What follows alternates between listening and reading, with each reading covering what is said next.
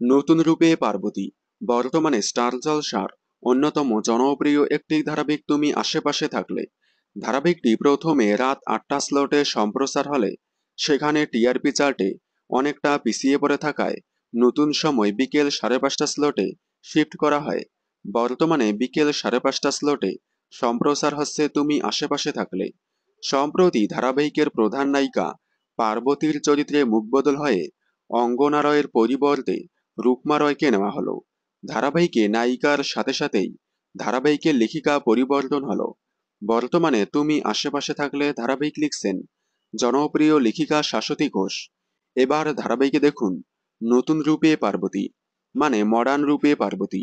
সম্প্রতি পূর্বার ষড়যন্ত্রের শিকার হয়ে বাড়ি ছেড়ে চলে গেল পার্বতী।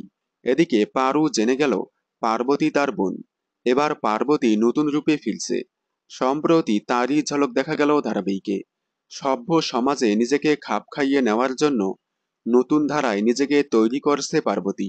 কেমন হবে পার্বতীর নতুন পথ চলা, দেখুন তুমি আশেপাশে থাকলে, সোম থেকে রবি ঠিক বিকেল ৫:৩০টায় স্টার জলসার পর্দায়।